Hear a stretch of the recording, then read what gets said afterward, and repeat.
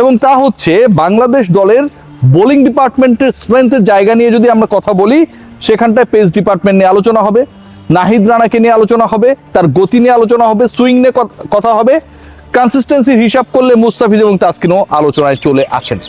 এখন এই যে আলোচনা এবং ডিসকাশনস গুলো হয় পেস ডিপার্টমেন্ট নিয়ে, বাংলাদেশ পেস বোলিং ইউনিটে একটা বড় রোল, ডিসিপ্লিন, কনসিস্টেন্সি সবগুলো জায়গায় সাকসেসফুলি ভূমিকা পালন করেছিলেন শন টেইট।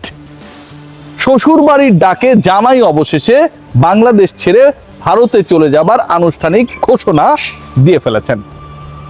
অস্ট্রেলিয়ার বিপক্ষে সিরিজ বাংলাদেশের জন্য একটা বড় চ্যালেঞ্জ। সেই যে কার্ডিফের সোফিয়া গার্ডেনে প্রথমবারের মতো এবং শেষবারের মতো বাংলাদেশ অস্ট্রেলিয়াকে হারিয়েছিল, মহাকাব্যিক শতক হাঁকিয়েছিলেন বাংলাদেশ ক্রিকেটের সবসময় ওয়ান্ডার বয় মোহাম্মদ আশরাফুল। তারপর থেকে বাংলাদেশ এই ফরম্যাটটায় অজিদের বিপক্ষে কখনো জয় রেজিস্টার করতে পারে নাই।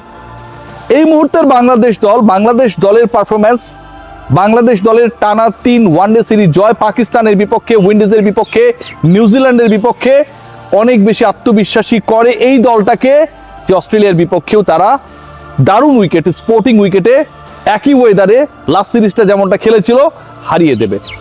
তার আগে যদি আলোচনা করা হয়, ওই যে বলছিলাম যে পেস ডিপার্টমেন্ট বাংলাদেশের সবচেয়ে কনসিস্টেন্ট জায়গা বোলিংয়ে, সেই পেস ডিপার্টমেন্টের গুরু থাকছেন না। এবং তিনি যখন থাকছেন না, তার যখন অনুপস্থিতি বাংলাদেশকে কিছুটা হলেও চিন্তায় ফেলেছে, ঠিক সেই চিন্তা থেকে উত্তরণের ক্ষেত্রে এবং কনফিডেন্ট হওয়ার ক্ষেত্রে আমার কাছে মনে হয় অন্তত 2-1টা নাম আপনাকে অনেক বেশি ইন্সপায়ার করতে পারে। এবং সেই 2-1টা নামের একটা হচ্ছে মোসাদ্দেক হোসেন সৈকত। ওয়ানডেতে 2022-এর পরে 4 বছরের গ্যাপ অ্যান্ড দেন ফিনিক্স পাখির মতো আবারও উড়ে এসেছেন। মোসাদ্দেক সৈকতের সবশেষ যে পারফরমেন্স ঢাকা প্রিমিয়ার লিগ চলমান, সেখানটায় যেভাবে খেলেছেন, অলরাউন্ড পারফরমেন্স করেছেন, ব্যাটিং দারুণ করেছেন, 6-7-এ নেমেছেন, কনসিস্টেন্টলি ভালো করেছেন, দ্রুততম সেঞ্চুরি করেছেন, স্ট্রাইক রেট 130 অ্যারাউন্ড এবং এভারেজটাকেও 70-80-র কাতারে নিয়ে গেছেন।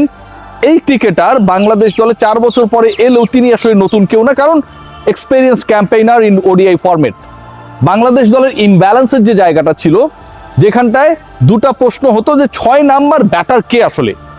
6 নাম্বার ব্যাটার আফিফ হোসেন ধ্রুব না, আবার 6 নাম্বার ব্যাটার তাওহিদ হৃদয় না।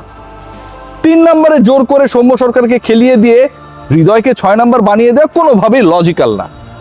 আবার হৃদয়কে তার পজিশন 5-এ খেলিয়ে আফিফ হোসেন ধ্রুবকে 6-এ খেলিয়ে যেই জায়গাটায় বাংলাদেশ দল সাকসেসফুল হওয়ার চেষ্টা করছিল, সেটা আসলে প্রপারলি কাজে আসে নাই। So who is going to be the number 6? You need someone who can bowl এবং যে হিটও করতে পারে। সেই অপশনটায় মোসাদ্দেক হোসেন সৈকত আমার কাছে মনে হয় বিপিএল শুরুর আগে একটা বড় নাম ছিল, বিপিএল এর শেষ প্রান্তে এসে সেটা আরো বড় হয়ে গেছে। উইনিং কম্বিনেশনে চেঞ্জ আসছে এবং সেই কম্বিনেশনে চেঞ্জ আসার ক্ষেত্রে, আনানোর ক্ষেত্রে মোসাদ্দেক সৈকত আমার কাছে মনে হয় is going to be a very favourite choice. যে 11 জন ক্রিকেটার খেলবে, 15-16 জন স্কোয়াড আপনারা জেনে গেছেন, নুরুল হাসান সোহানের ইনক্লুশন নিয়ে আপনারা জেনে গেছেন। বাংলাদেশ দলে পারফরমেন্স সবশেষ 3 সিরিজে বাংলাদেশ দল অপরাজিত ওয়ানডেতে, সেটা জেনে গেছেন। অস্ট্রেলিয়া চলে আসছে, 9, 11, 14 তারিখে ম্যাচগুলো হবে, সবই জেনে গেছেন। বাট উইনিং কম্বিনেশনে চেঞ্জেস আসছে, এটা নিয়ে আসলে কোনো বেশি ডাউট করার সুযোগ নেই। সৌম্য সরকার নাম্বার 3-তে খেলেছিলেন লাস্ট ম্যাচে।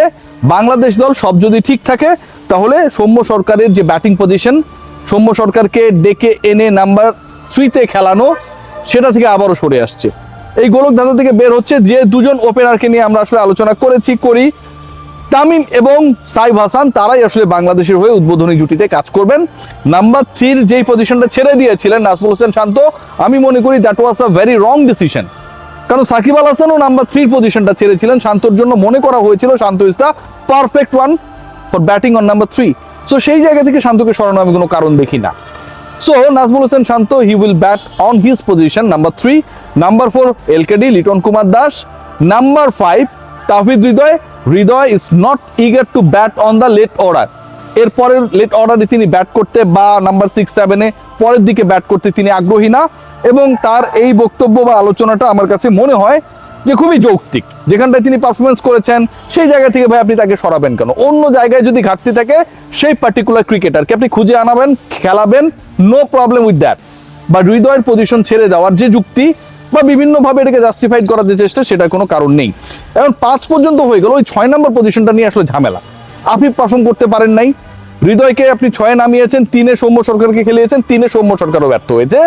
Mosaddek Saikat is going to be the part of Bangladesh 11 এবং নাম্বার 6-এ আমার কাছে মনে হয় সেই জায়গাটায় তিনি খেলবেন। 7-এ মিরাজ, পরে 4টা পজিশনে 3জন পেসার, একজন স্পিনার, রিশাদ খেলবেন এবং তাদের সাথে নাহিদ রানা। অস্ট্রেলিয়ার বিপক্ষে কি করেন দেখার অপেক্ষা। Taskin Ahmed, the man of consistency, যে কোনো ফরম্যাটে, যে কোনো সিচুয়েশনে, যে কোনো কন্ডিশনে তাসকিন আহমেদ আমার কাছে মনে হয় বাংলাদেশের বোলিং ডিপার্টমেন্টের সবচেয়ে বড় ভরসার জায়গা। And the Mustafiz.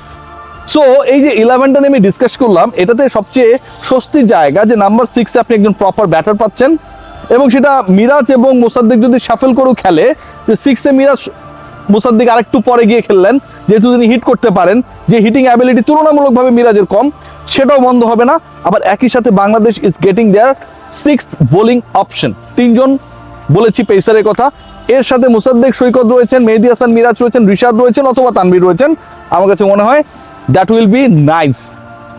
বাংলাদেশ দল ব্যালেন্সড। বাংলাদেশ দলের বিপক্ষে, অস্ট্রেলিয়ার বিপক্ষে এই সিরিজটা is going to be very much important. বাংলাদেশের সরাসরি বিশ্বকাপে কোয়ালিফাই করার ক্ষেত্রে এই সিরিজের গুরুত্ব রয়েছে, এবং একই সাথে বাংলাদেশের এই সিরিজের পারফরমেন্সটা মাছি ডিস্টার্ব করছে। ব্রাজিল না আর্জেন্টিনা এই মাছিটা বুঝলাম না, বড় একটা ভূমিকা পালন করবে। কানের ভিতর ঢোকার চেষ্টা করছে, কান বন্ধ করে রাখলাম, দেখা যাক শেষ পর্যন্ত কি হয়, বাংলাদেশ কি করে। But the team has been announced against Australia. আমার কাছে মনে হয় প্রিটি গুড। সবাই ভালো থাকবেন।